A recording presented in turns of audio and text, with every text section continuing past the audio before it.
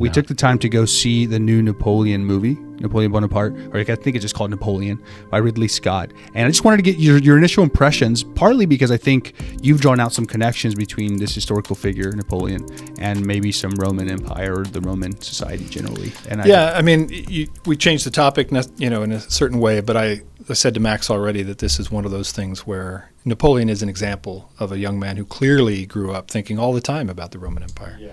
And even as he ascends to heights of power that no one had seen in centuries, the vocabulary of what he's doing, the whole conception of the way they're dealing with France as a state after the revolution, it's all baked in the language of the Roman Empire. He becomes a consul. He becomes first consul. And if you know anything about the history of Rome, someone calling himself first consul has ambitions to become an emperor. Right. And so the whole thing kind of plays itself out. So I even said to Max that if you take French history from the beginning of the Revolution, 1789, through to about 1815, the end of Napoleon's career, in that sense, it's almost like a reprise of the entire history of Rome Which in is a compacted fascinating. period of time. Because you move from a monarchy, which gives way to a republic, a period of republican government, which eventually descends into chaos and is settled, if you will, in an empire. So And a big empire.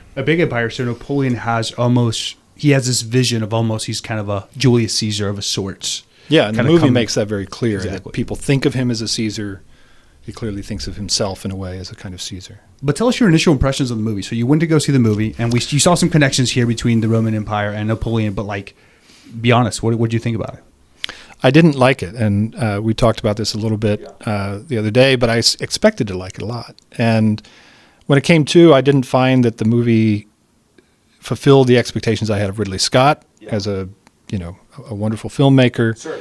Sir Ridley Scott, who has this long history of very fine movies. Gladiator is still one that it's kind of one you can depend on students having seen when they come in.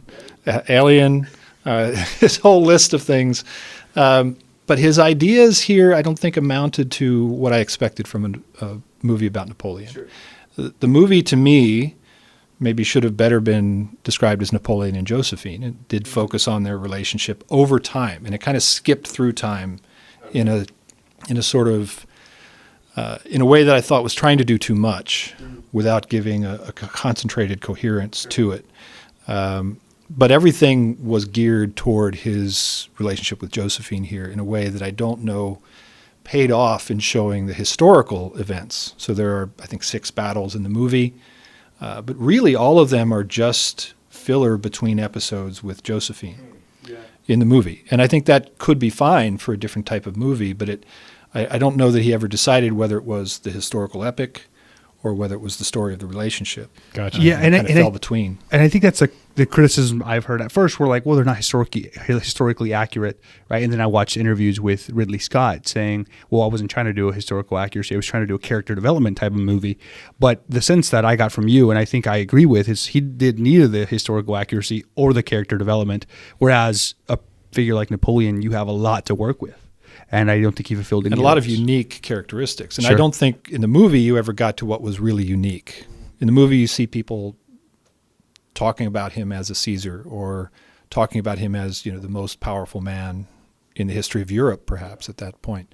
But you don't see the extraordinary characteristics. He doesn't stick out the way that you might expect that he would have or certainly did in the historical sense. I don't mind that it's not an historically accurate movie, per se.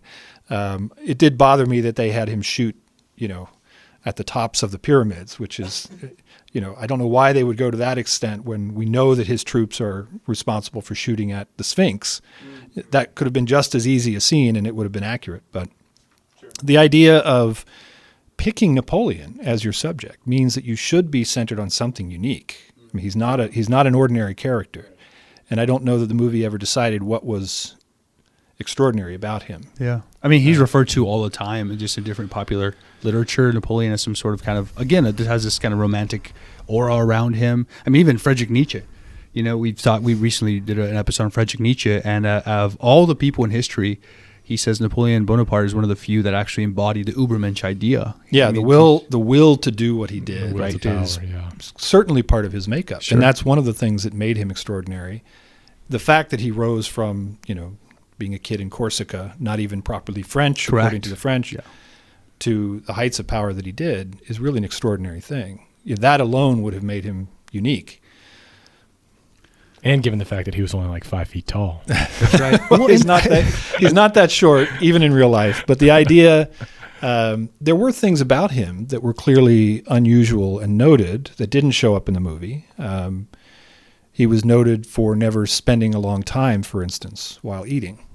Yeah, I remember you talking about Or it. sitting down, for that matter. And avoiding sitting down. And that isn't shown in the movie. He's shown often eating and taking his time about it, and they even make a point of it in the movie. We now know that that's probably connected to a stomach cancer that he had later in life. Oh, wow. But even so, even if it's not accurate, there's something about, usually before that was connected to an illness, people connected it to his drive, that he never spent more than 12 minutes eating, that he was always about efficiency and logistics and Is it true forward. that he was one of those people who, I've heard, like St. Thomas Aquinas and Napoleon were two of the people who could dictate to multiple scribes at once? I have never heard the two of them put together Side by side. ever, in fact. So I'd be curious to see that reference. But that's what I've heard. I have heard that about Aquinas. Okay. It doesn't surprise me that Napoleon would be able to handle multiple pieces of business, perhaps dictating different letters and just receiving these things. And that's normally how a ruler would have done it. Yeah. You wouldn't be handwriting your own letters. You'd be dictating.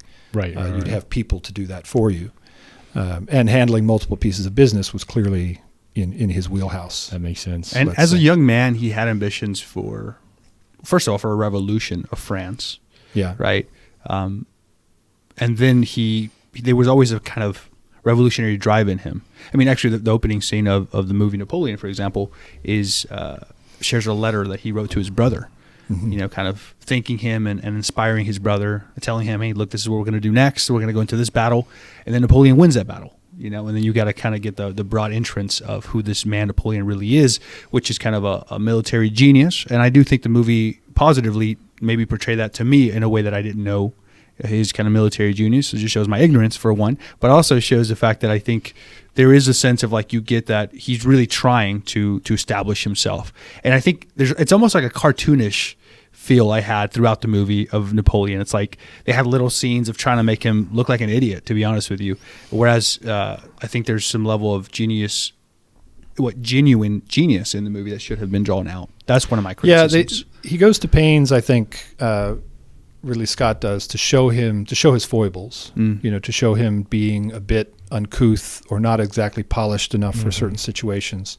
They make reference several times in the movie to him not having proper manners. Right. And especially it's one of the lines given to the British commander, Wellington, at the end. Yeah. That's a very British thing to damn someone, criticize. on the subject of manners after he's just caused, continent-wide warfare. It was just like it's a shame that such a great man has such terrible manners or something like that. Yeah, that's given to Wellington, right? Exactly. Who says it in a very snotty way. Yeah. But that's also a British stereotype, and there's probably some element of play in that. Sure. With the script, but the idea that Napoleon had that ambition and had that unique contribution, like I said, I think it doesn't quite connect. And what I saw that kind of bothered me about the movie is a lot of modern preconceptions or preoccupations, rather, with relationships that found their way into this movie and dominated the movie, rather than having the movie present something not foreign, but something extraordinary out of history